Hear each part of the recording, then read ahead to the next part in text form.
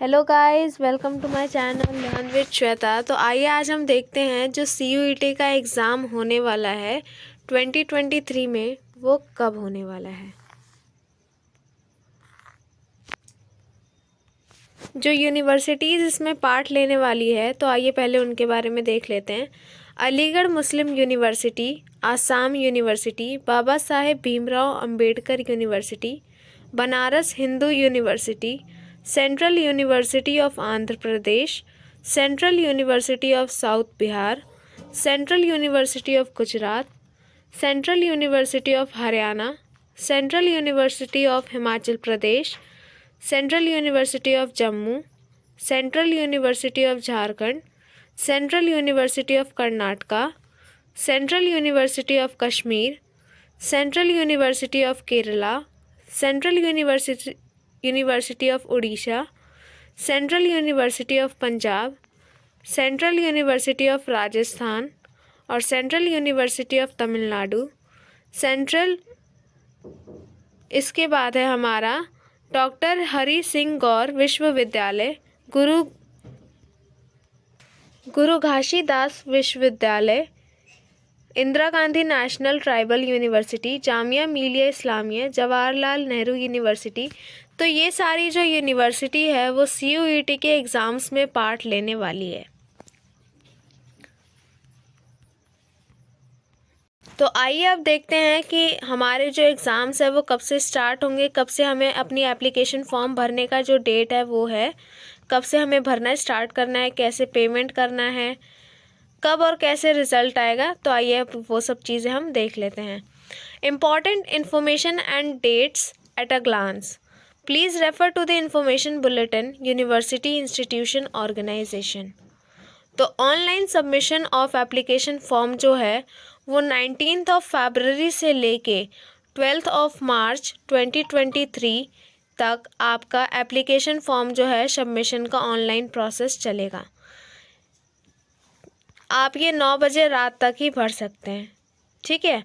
Next आता है last date of successful transaction of fee through credit card, debit card, net banking, UPI 12 March 2023 11:50 PM। जो आपका last successful transaction यानी कि application form आपने भर दिया और जो फीस पेमेंट की बारी आएगी एप्लीकेशन फॉर्म की, वो आपका क्रेडिट कार्ड के थ्रू होगा या डेबिट कार्ड, नेट बैंकिंग या UPI के थ्रू। इसके अलावा कोई भी आपका सिस्टम जो है वो काम नहीं करेगा, सिर्फ इन्हीं सिस्टम से ही आप ट्रांजैक्शन कर सकते हैं। और ये आपका पेमेंट का लास्ट जो टाइमिंग है वो 11:50 PM 12 मार्च को है। इसके बाद करेक्शन एंड पर्टिकुलर्स, अगर कोई करेक्शन करवाना हो तो वो आपका टाइमिंग जो है 15 मार्च से लेके 18 मार्च 2023 तक रहेगा, जिसकी टाइमिंग है 11:50 PM। Announcement of the city of examination, जो आपका एग्ज़ामिनेशन कहाँ पे है, वो आपका सिटी जो एलोकेट हुआ है वो आपका 30 अप्रैल को पता चलेगा। Downloading of admit cards from the NTA website, वो आपका 2nd वीक ऑफ मई में पता चलेगा कि आपका जो एग्ज़ामिनेशन सेंटर है और जो आपका सब्जेक्ट्स ऑफ एग्ज़ाम होने वाला है वो कब होगा, तो वो आपको पता चलेगा मई के 2nd वीक में। नेक्स्ट है डेट ऑफ एग्ज़ामिनेशन, जो आपका एग्ज़ाम होगा वो 21 मई 2023 से लेके 31 मई 2023 तक होगा। इसके बाद है display of recorded response and answer keys. जो आंसर कीज़ होगी वो आपको वेबसाइट पे ही बता दी जाएगी जब भी रिलीज़ होगी, तो आपको इसकी ऑफिशियल वेबसाइट CUET.summer.ac.in को चेक करना पड़ेगा डेली। इसका लिंक मैं डिस्क्रिप्शन बॉक्स में भी दे दूँगी। इसके बाद आइए अब देखते हैं कि जो फ़ीस है हमारी एप्लीकेशन फॉर्म की वो कितनी लगेगी, कौन सी कैटेगरी की क्या क्या फ़ीस जाएगी। तो नंबर ऑफ़ सब्जेक्ट्स के ऊपर है, अगर 3 सब्जेक्ट से ऊपर आप लेते हैं तो जनरल वालों की 750 है। OBC जो नॉन क्रीमी लेयर में आते हैं या EWS इकोनॉमिक वीकर सेक्शन जो है उनका 700 है। SC ST PWD या फिर थर्ड जेंडर उनकी 650 फ़ीस है। और अगर कोई बाहर इंडिया के आउट ऑफ इंडिया से ले रहा है अगर कोई एडमिशन, तो उनका 3750 रुपीज़ फ़ीस है। अगर 7 सब्जेक्ट से ऊपर आप लेना चाहते हैं तो उनकी फ़ीस है जनरल वालों की 1500, ओबीसी, नॉन क्रीमी लेयर और ईडब्ल्यूएस की फ़ीस है 1400, एससी, एसटी, पीडब्ल्यूडी और थर्ड जेंडर की 1300 और आउट ऑफ इंडिया की जो फ़ीस है वो है 7500। इसके बाद 10th सब्जेक्ट से आपको ऊपर लेना है तो उनकी फ़ीस जनरल वालों की 1750 रुपीज़ है। इसके बाद आता है ओबीसी, नॉन क्रीमी लेयर या ईडब्ल्यूएस का, उनकी फ़ीस है 1650 रुपीज़। एससी, एसटी, पीडब्ल्यूडी या थर्ड जेंडर, उनकी फ़ीस है 1550 रुपीज़। और जो इंडिया के आउट ऑफ हैं, जो मतलब इंडिया के बाहर वाले लेना चाहते हैं एडमिशन, उनकी फ़ीस है 11,000।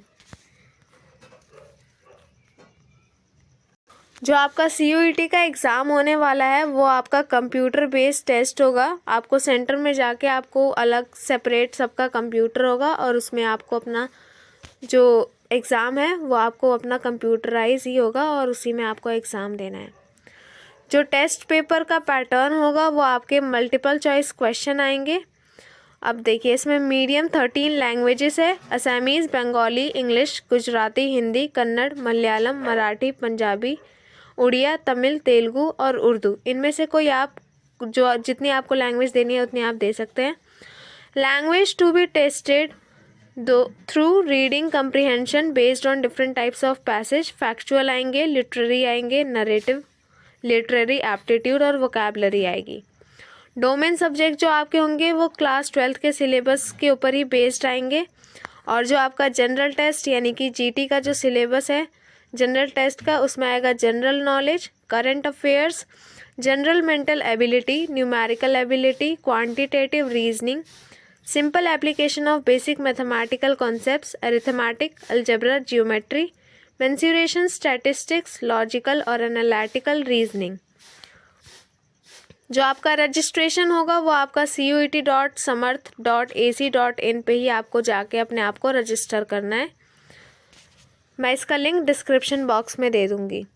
जनरल टेस्ट के लिए आपको 60 क्वेश्चंस आएंगे टोटल, जिसमें से आपको 50 अटेम्प्ट करने हैं और बाकी अदर सब्जेक्ट्स जो आएंगे आपके डोमेन वाले उसमें से 40 क्वेश्चंस आएंगे और 35 अटेम्प्ट करना है, या 50 आएंगे उसमें से 45 अटेम्प्ट करना है।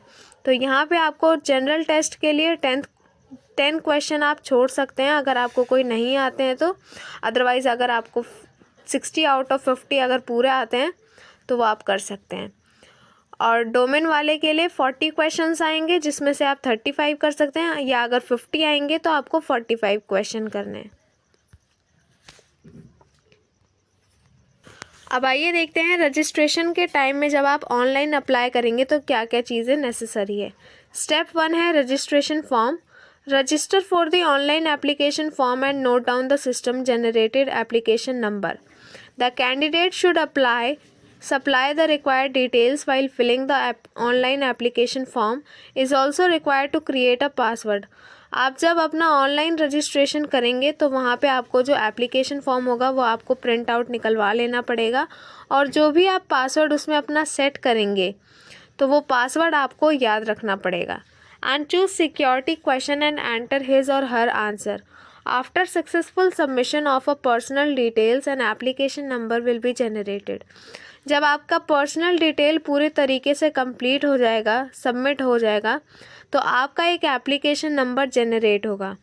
It will be used to complete the remaining steps of the application form and will also be required for all future reference correspondence. तो जो आपका एप्लीकेशन नंबर जनरेट होगा वो आपके बाकी आने वाले स्टेप्स के लिए भी काम आएगा और फ्यूचर में आपका जो भी आपका इस एप्लीकेशन नंबर से रिलेटेड होगा उसमें भी आपका एप्लीकेशन नंबर और पासवर्ड जो है काम आएगा। For subsequent logins the candidate will be able to log in directly with the respective system generated application number and created password. अगर आपको कभी भी अपना एप्लीकेशन फॉर्म देखना होगा कि कैसा है क्या नहीं है, तो उसके लिए आपको मेन चीज़ जो है 2 चीज़ की ज़रूरत पड़ेगी। एक आपका एप्लीकेशन नंबर और दूसरा आपका पासवर्ड। नेक्स्ट है सेकंड स्टेप जो है एप्लीकेशन फॉर्म का, candidate can log in with the system generated application number and pre created password for completing the application form. आगे की प्रोसेस बढ़ाने के लिए, आगे की डिटेल्स भरने के लिए आपने जो एप्लीकेशन नंबर भरा है और जो आपका पासवर्ड आएगा, जो आपने उसमें पासवर्ड रखा है, उसके थ्रू ही आपका आगे का प्रोसेस होगा। एजुकेशन क्वालिफ़िकेशन आपको डालना है कि आपकी क्वालिफ़िकेशन क्या है, कौन से यूनिवर्सिटी से किया है। अगर सीबीएसई से किया है तो सीबीएसई का डालेंगे आप लोग। प्रोग्राम आपको सिलेक्ट करना है, टेस्ट पेपर की डिटेल्स और एग्ज़ामिनेशन सिटीज़ जहाँ पे आप लेना चाहते हैं, और आपको सारे अपने डॉक्यूमेंट्स जो है वो अपलोड करने पड़ेंगे। अब जो डॉक्यूमेंट्स की अपलोड करने की जो चीज़ें हैं वो आइए देख लेते हैं। Upload scanned images of candidates photograph signature category certificate if applicable or पीडब्ल्यूडी सर्टिफिकेट वेयर एवर एप्लीकेबल। तो आपको जो आपकी फ़ोटोज़ है वो स्कैन फ़ोटोग्राफ होनी चाहिए और सिग्नेचर भी आपके स्कैन होंगे और जितने भी आपके सर्टिफिकेट्स हैं वो भी आपके स्कैन होके ही इसमें जाएंगे। इसके बाद है the recent photograph should be either in colour or black and white with 80% face without mask. तो कोई भी बच्चा अपना मास्क वाली फ़ोटो अगर आपने क्लिक करवाई है तो वो आपको नहीं लगानी है। अगर आपकी ब्लैक एंड वाइट फ़ोटो लगाते हैं, अगर कोई भी बच्चा अगर ब्लैक एंड वाइट लगाता है तो उसमें आपका 80% जो फेस है वो दिखाई देना चाहिए कि हाँ कि आप ही हो ये। और आपको जो फ़ोटोग्राफ अपनी लगानी है वो रीसेंट की लगानी है, ये नहीं कि 10 साल पहले की आप फ़ोटो लगा रहे हो। तो जो भी आपकी रीसेंट अभी है फ़ोटो वही वाली आपको लगानी है। वाइट बैकग्राउंड होना चाहिए पीछे का। सेकंड चीज़ आती है scan photograph and signature should be JPG और जेपीईजी फॉर्मेट क्लियरली लेजिबल। तो आपका जो फोटोग्राफ और सिग्नेचर होगा वो जेपीजी फॉर्मेट में होना चाहिए या फिर जेपीईजी फॉर्मेट में होना चाहिए। इसके बाद आता है जो साइज़ होना चाहिए स्कैन फोटोग्राफ का, वो 10 KB से लेके 200 KB तक होना चाहिए। फोर्थ चीज़ जो आती है वो है जो सिग्नेचर का साइज़ होना चाहिए स्कैन करा हुआ, वो 4 KB से लेके 30 KB तक होना चाहिए। और जो स्कैन कैटेगरी जो है SC ST OBC या EWS जो भी आप सर्टिफिकेट वगैरह लगा रहे हैं, इसकी 50 KB से लेके 300 KB तक का PDF में होना चाहिए।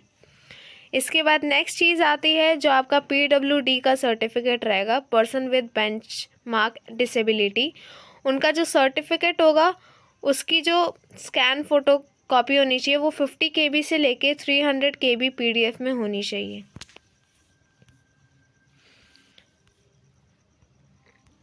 जो भी आपका एप्लीकेशन नंबर, जब सब ये सारा प्रोसेस कंप्लीट हो जाएगा, फ़ीस पेमेंट हो जाएगी, तो आपका जो एप्लीकेशन नंबर होगा उसका आप एक प्रिंट आउट निकलवा लीजिएगा।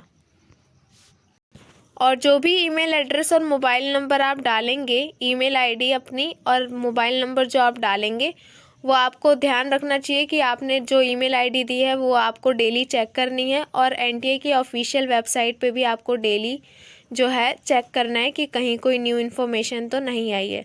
और जो भी चेंजेस होंगे वो आपके ईमेल के थ्रू मैसेज आएगा एनटीए की तरफ से, या फिर आपने जो मोबाइल नंबर दिया है उस पर आपके मैसेजेस आएंगे। तो ध्यान रखिए कि जो भी आप मोबाइल नंबर दे रहे हैं वो आपके पास हो और वो आपका खुद का हो।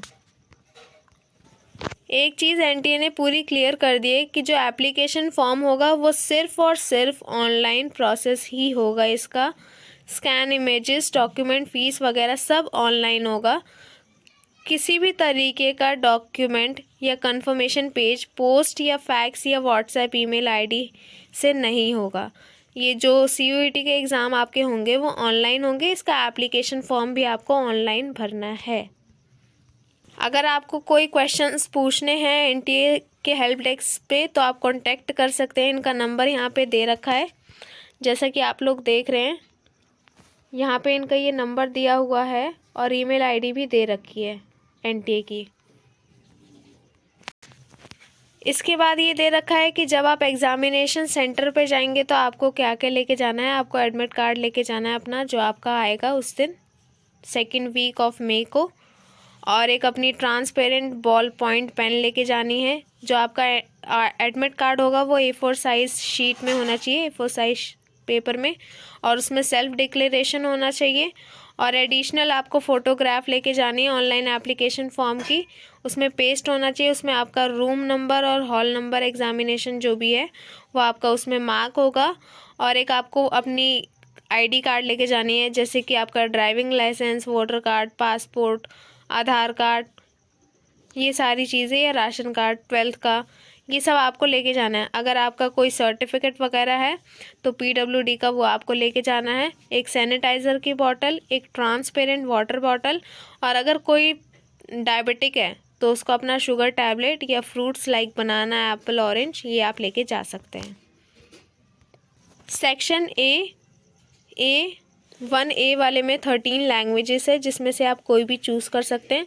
इसके अंदर 50 क्वेश्चंस आएंगे, जिसमें से आपको 40 अटैम्प्ट करने हैं ईच लैंग्वेज का। जैसे कि अगर आप 2 लैंग्वेज चूज़ करते हैं तो आपके 50 क्वेश्चन आएंगे दोनों लैंग्वेज के, जिसमें से आपको 40 अटैम्प्ट करना है। सेक्शन 1B वाला लैंग्वेज का भी ऐसी है, उसमें 20 लैंग्वेजेस हैं जो आपको लेने हैं, वो आप चूज़ कर सकते हैं। इसमें भी 50 क्वेश्चंस आएंगे, जिसमें से आपको 40 अटैम्प्ट करने हैं। इसके बाद बात आती है डोमेन सब्जेक्ट्स की, जिसमें कि 27 डोमेन सब्जेक्ट्स है। अ कैंडिडेट में choose any subject as desired by the applicable university और यूनिवर्सिटीज़। जो भी आप जो डोमेन सब्जेक्ट्स है वो आप चूज़ कर सकते हैं, जो भी यूनिवर्सिटी के अकॉर्डिंग आपको लेना है, जिसमें कि 40 क्वेश्चंस भी आ सकते हैं और 50 भी आ सकते हैं। इसमें से अगर 40 आते हैं तो आपको 35 अटैम्प्ट करने हैं, और अगर 50 आते हैं तो 45 अटैम्प्ट करने हैं। इसके बाद जनरल टेस्ट की बारी आती है, तो जनरल टेस्ट में आपको 60 क्वेश्चंस आएंगे, जिसमें से कि 50 अटैम्प्ट करने हैं। और ईच करेक्ट आंसर के +5 मार्क्स है, और इसमें नेगेटिव मार्किंग है, जो आपके गलत आंसर होंगे उसका नेगेटिव मार्किंग है -1। इसके अंदर एक चीज़ दे रखी है, फ्रॉम द अबव सब्जेक्ट्स और languages the candidate can choose maximum 10 subjects from all 3 sections. इन तीनों सेक्शनों में से मिला के मैक्सिमम आप 10 सब्जेक्ट्स को चूज़ कर सकते हैं। Examination will be conducted on multiple days in 3 shifts depending on the number of candidate and subjects choices. तो बेसिकली आपको ये ध्यान रखना है कि आप ज़्यादा से ज़्यादा 10 सब्जेक्ट्स चूज़ कर सकते हैं इन तीनों सेक्शंस में से। यहाँ पे देखिए आपका मार्किंग स्कीम दे रखा है कि करेक्ट आंसर का आपको +5 मार्क्स मिलेगा, और अगर इनकरेक्ट आंसर होगा तो उसका -1, और अगर आपने रिव्यू के लिए छोड़ा है तो वो 0, अगर आपने जवाब नहीं दिया तो। यहाँ पे इकोनॉमिकली वीकर सेक्शन के लिए ये दे रखा है, तो आपको अगर आप इकोनॉमिकली वीकर सेक्शन से आते हैं तो आपको ऐसा फॉर्मेट होना चाहिए आपके सर्टिफिकेट का।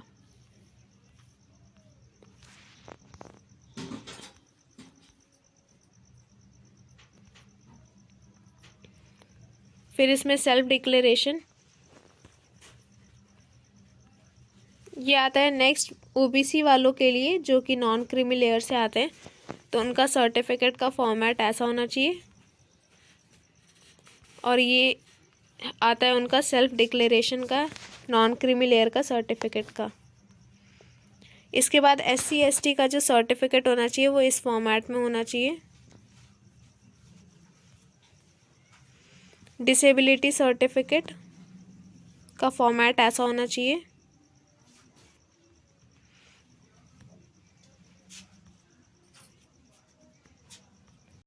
इसके बाद नेक्स्ट हमारा आता है कि अगर आपको इसमें सिंबल दे रखा है और इनका डिस्क्रिप्शन दे रखा है कि कैसे आपका कंप्यूटर में जो है फॉर्मेट आएगा, तो ये जो सबसे ऊपर वाला यहाँ पे आपको दे रखा है, ये वाला जो आपको दिया हुआ है, इसमें आपने कोई भी ऑप्शन चूज़ नहीं करा। फिर नेक्स्ट जो आता है ये डॉट वाला, नेक्स्ट जो आता है ये आपका डॉट वाला, इस वाले में आपने option chosen as correct by clicking on it again you can delete. अगर आपने कोई चूज़ कर लिया है, गलती से उस पर क्लिक कर दिया है, तो आप उसी पे दोबारा क्लिक करके उसको चूज़ जो आपने करा है उसको आप हटा भी सकते हैं। इसके बाद जो आपका नेक्स्ट आता है, जो ये ब्लू वाला हो रखा है टिक, इस वाले में आपको क्या करना है, ये थर्ड वाले की मैं बात कर रही हूँ। Question number shown in blue colour indicates that you have not yet attempted question. Blue वाला अगर आपके स्क्रीन पे शो कर रहा होगा तो इसका मतलब ये है कि आपने वो क्वेश्चन अभी अटेम्प्ट नहीं करा है। इसके बाद ये ग्रीन वाला जिसमें 13 लिखा हुआ है, इसका मतलब है question number shown in the green colour indicates that you have answered the question.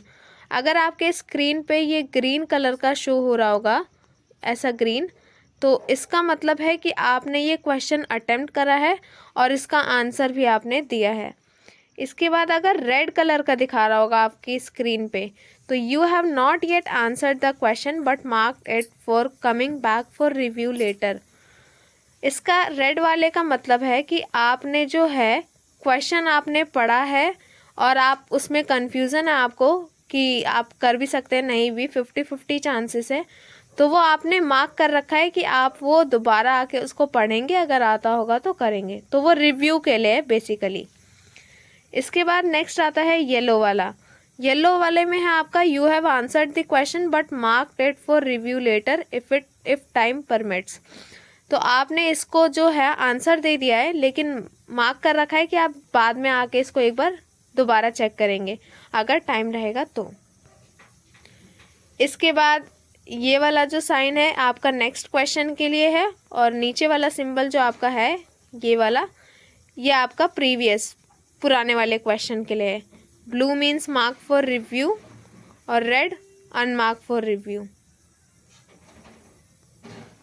यहाँ पे देखिए कुछ इस तरीके का आपके सामने जो है फॉर्मेट आएगा, ये जो आपको दिखाई दे रहा है।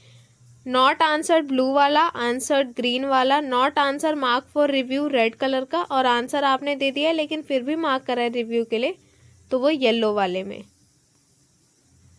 Answer not answer blue, answer green, answer करा है आपने लेकिन मार्क फॉर रिव्यू कर रखा है तो वो येलो, और आंसर भी नहीं दिया और मार्क फॉर रिव्यू कर रखा है वो रेड। आई होप आपको ये चीज़ क्लियर हो गई होगी। So guys, thank you for watching my video. If you like this video, please like, comment and subscribe to my channel.